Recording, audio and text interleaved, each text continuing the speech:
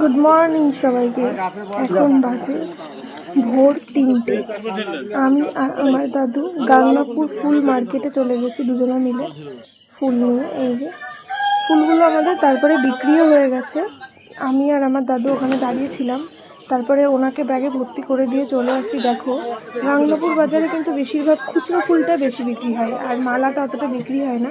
এই যে দেখো, আবার পাশে আছে হচ্ছে ডালি ফুল, দোপাটি ফুল, তারপরে এই সাইডে বেলপাতা, দূর্বা, তারপরে এই দেখো এখানেও বেলপাতা বিক্রি হচ্ছে। তারপরে দেখছি এক কাকিমা কতগুলো পদ্ম ফুল নিয়ে এসছে। এই যে সাইডে দেখতে পাবো, এই যে দেখো পদ্ম ফুল নিয়ে এসেছে।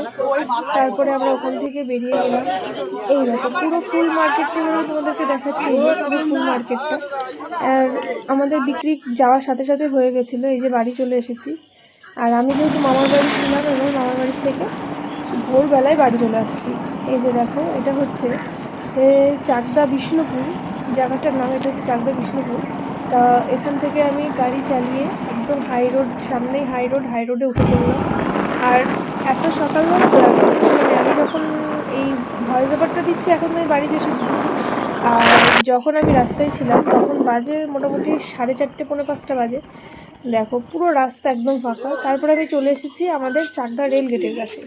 রেলগেটের কাছে এসে দেখি যে রেলগেটের ওখানেও ফাঁকা হয়ে পড়ে রয়েছে, কেউ নেই, লোকজন।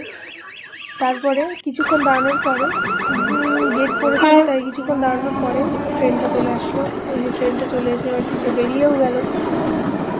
এটা যাচ্ছে হচ্ছে শিয়ালদার দিকে ট্রেনটা।